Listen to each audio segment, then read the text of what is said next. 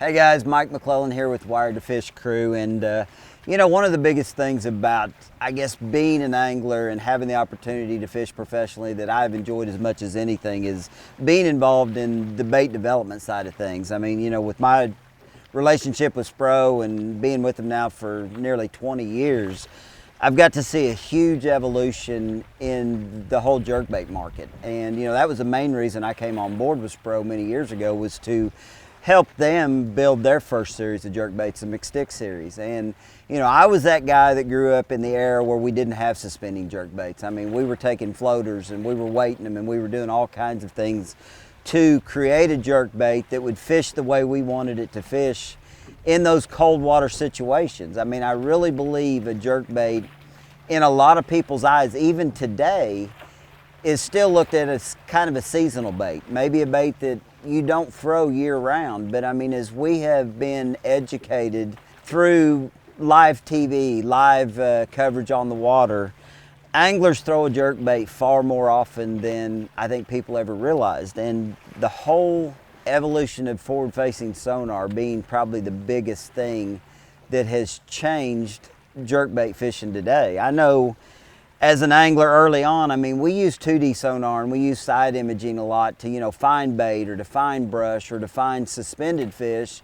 And then we were just randomly, blindly fishing at them. Yeah, we might mark a brush pile with a buoy marker and, you know, fish specifically at that brush pile. But a lot of the fish that we used to catch on a jerkbait were just randomly caught. I mean, we were fishing a bait in the depth zone that we felt like those fish were, you know, hanging out in or hovering in.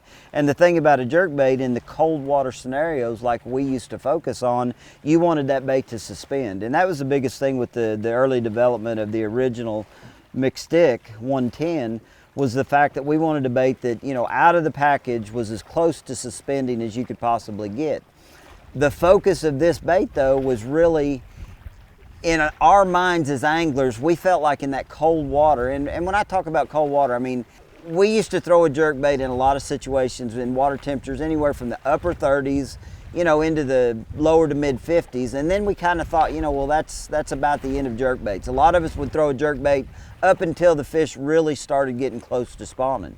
But we wanted a bait that would suspend, and we wanted a bait that had very minimal action in the water. I mean, when you pulled the bait, you wanted it to be really tight. And that's how the original McStick 110 was designed.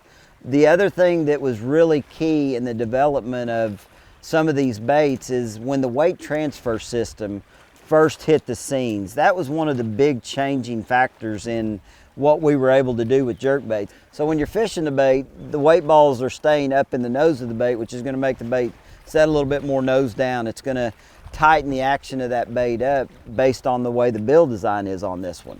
And that was a big key, was having that weight transfer system. As times have changed with forward-facing sonar and the fact that we were able to see how these fish set up, then you had to design other baits. And we've had other baits in the line. The 115 was a shallower diving bait. The 95 was a smaller forage bait. And we had the McRip 85. But as forward-facing sonar really became big, I mean, that's when the +1 type baits really hit the scenes. So we had to design a bait that would get deeper, but maintain those same characteristics. I mean, we wanted a bait with the weight transfer in it so we could throw it, but we wanted a bait that could get deeper. So when you're fishing that bait, maybe earlier on in the season, when the fish are a little bit deeper, they haven't really pulled up and got into that full pre-spawn staging mode, they're out suspended in deeper timber, that's places where the 110 +1 really comes into play. This bait's a little bit more erratic than the original 110, and it was designed that way. I mean, as we have watched fish on forward-facing sonar and been able to see the way they react, it's completely changed my approach to jerkbait fishing. Typically in the springtime, when the water temperatures were, I would say, below 52 to 54 degrees, I would fish a jerkbait methodically slow. I mean, I'm talking make a cast, wind the bait down, twitch it a couple times, and make myself count to 10, make myself count to 20 before I would ever move that bait again. And I think in a lot of our minds, we were hovering that bait in front of fish, hoping we were going to coax them into biting it. And the truth of the matter is now, looking back to the fact that we didn't have forward-facing sonar. We couldn't actually see if there was fish there or not.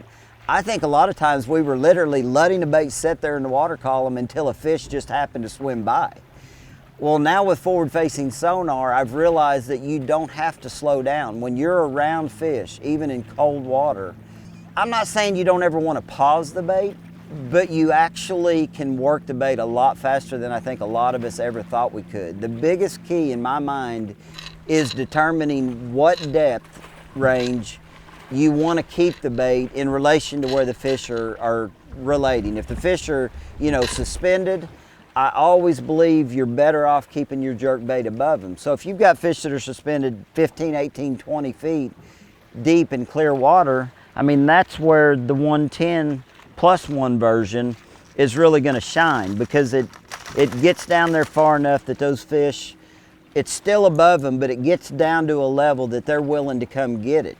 As those fish start creeping up in the water level because of, just the natural things that happen with Mother Nature and the evolution of the days getting longer, the shad starting to rise in the water column, that's really what changes everything throughout the course of the spring. I mean, a lot of people, I guess, would say it's always based on water temperature, and I don't really believe that as much as it's based on the length of the days, the moon phases, and things like that. So it's really all about understanding which bait you want to throw based on where the fish are sitting in the water column and what kind of an action you want to create. I definitely still feel like that there is a place for a more subtle bait. Even though we have forward-facing sonar and we can see that those fish react differently to different action baits, I think there are times when the water temperatures are colder that a more subtle bait, one that's tighter in the water column, will actually get more bites than a bait that's really erratic. As the water temperatures warm up, that's when you want a bait that's a little bit more erratic. And that's where the evolution of the newer versions of what we're working on now with SPRO are coming into play. As you can see, it's very similar to the original 110 as far as the body. The guts of the bait are very similar. I mean, everything about it is really, really similar until you start looking at the bill and how the bill placement is on the bait. And that's the biggest key to what changes this bait. I mean, you can see the McDart has a much slimmer bill. It's a much smaller bill. It won't go as deep as the original 110, but it's not going to go as deep as quickly as the 110. The original 110, I mean, this bait gets down there 7, 8, 9 foot deep really, really fast. This bait, you have to work at it to get it down there. And that's all accomplished through weighting the bait in different manners. This bait's still going to be weighted to virtually suspend. It's going to be just probably a very, very slow floater, because I want to be able to adjust baits accordingly. And if you look at these two baits, this original 110 that I've got right here, I've actually got upsized hooks on it. I've got number 4 treble hooks on the front and the middle of it, which is going to add a little bit more weight so it gets the bait to the buoyancy level that I want it.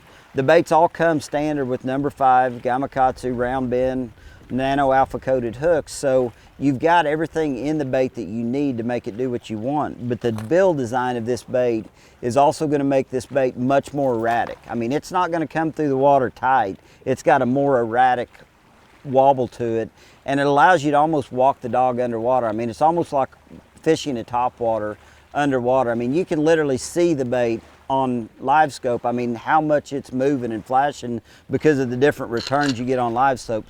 So you know the bait is really darting and really creating a lot of action. So hope y'all have learned what you were after to learn in this episode, and stay tuned and be sure and keep your eyes out for the new McDart.